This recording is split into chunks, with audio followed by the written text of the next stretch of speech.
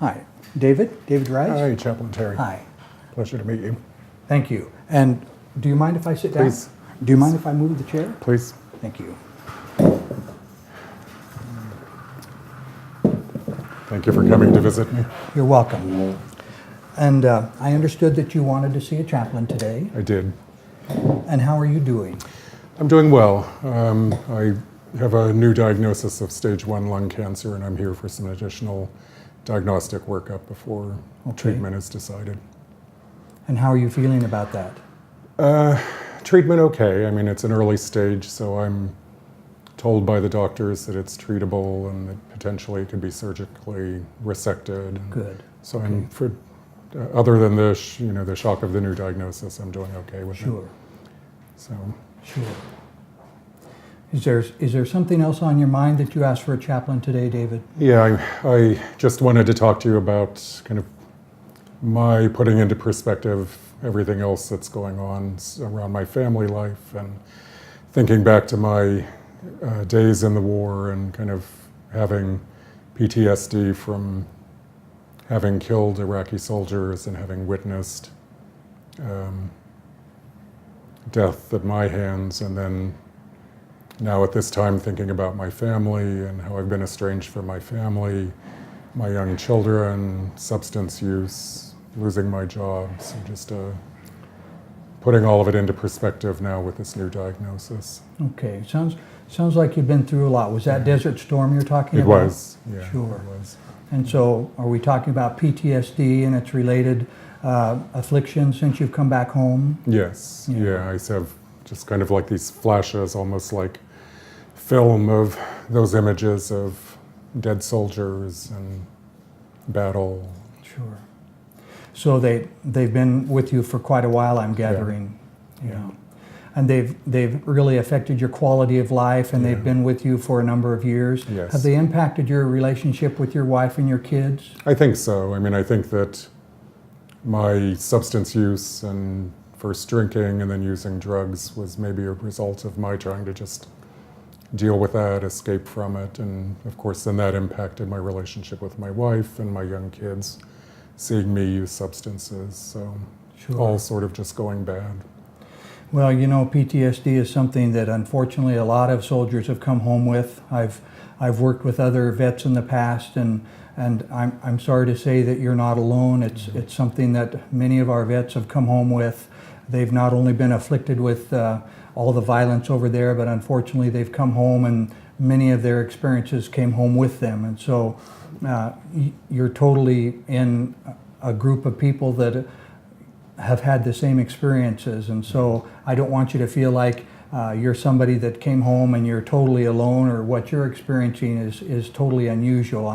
I'm sorry to say that, but I appreciate that. Yeah. Now, tell me a little bit about the impact it's had on your relationships with them as far as being together. Are you still with your wife and kids? We're not now. We're estranged. Okay.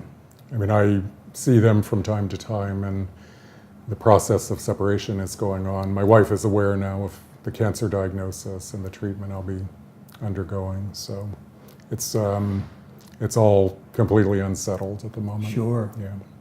Sure. Tell me, what are the other ramifications of your PTSD and remembering your issues with the Iraqi soldiers and stuff? Are there other issues that have come up for you as well?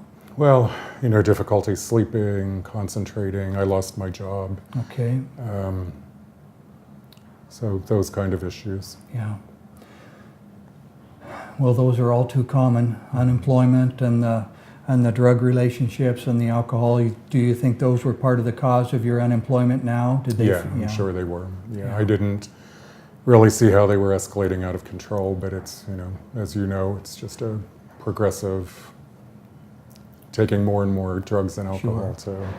Well, I'm wondering, are you getting help at the VA for some of these other issues that you've mentioned to me? I am. Yeah, I see a therapist there, and I'm in group counseling. And I think, from a medication management standpoint, I think I'm reasonably well managed. Good. And here, they're certainly on top of it. Okay. I'm wondering, because you've gotten really good help and you're getting counseling there for drugs and alcohol and those other issues, but you've asked for a chaplain. Is there something from a spiritual standpoint that you'd like to talk with me about today? You know, I think just trying to have some perspective, just trying to put it in perspective. Okay. Okay. With where my life is now, kind of all of the loss I don't really know that will come from the treatment that I'm facing. Thinking about the possibility of getting my family back. Okay. You know, one of the issues I quite often see with vets is when they think about the issues and the things that they did under orders, and that's one of the really important things that I talk about a lot is you were a soldier following orders, and that's what you're trained to do. One of the things I quite often experience with my military friends is there's an issue of concern and guilt and the concern about forgiveness. Is that something that you're dealing with? It is. I think, I just can't believe that I killed people and took other lives, and now, my life is so messed up. Okay. What have you tried to do to deal with the issues of guilt and forgiveness? Have you processed that at all? Not so much. I mean, you gave me a good perspective just now talking about the fact that it was in the military, it was under direct orders, but so I mean that gives a perspective, but it's still something that's very hard to forgive. Yeah. You know, one of the things that I think is so important is that when we choose to forgive, one person that I have enjoyed reading reminds us that when we choose to forgive, the person that we find we release from captivity is really ourselves. Yeah. And so when you're talking about the subject of forgiveness and the guilt that you're feeling, when you find that you're feeling guilty for some of the things you did, when you can look back on those issues and you can say, I need to find forgiveness, the person that I think is most important that you forgive is yourself. Yeah. Now, do you have a faith tradition? I don't. Okay. No. Did you grow up with a faith tradition? I did. Yeah, I grew up in a Protestant household. Okay. Well, one of the things I'm going to encourage you to do as you continue to work through the guilt process is to consider maybe looking for a faith tradition, perhaps returning even to the faith tradition you had as you were growing up, because as you deal with the need for forgiveness, one of the greatest things that will help you is recognizing that those things are past. Yeah. And they can't hurt you. The memories are what are hurting you today. And putting your forgiveness in perspective is recognizing that they are gone, that you did them under orders, and now you need to begin to recognize that the most important thing for you to do is forgive yourself. Yes. And sometimes that's the hardest thing to do.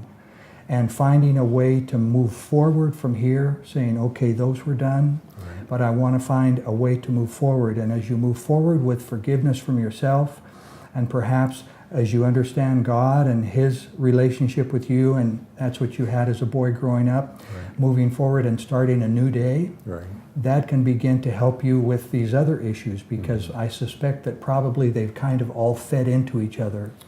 And maybe restoring relationship with your wife, at least enough to be able to have relationships with your children. You've mentioned they're pretty young. Yeah.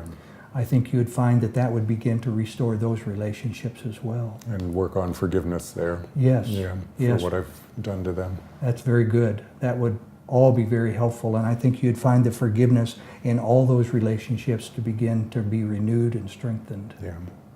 How does that sound? That sounds great. Thank you so much for that perspective. You're welcome. That's helpful.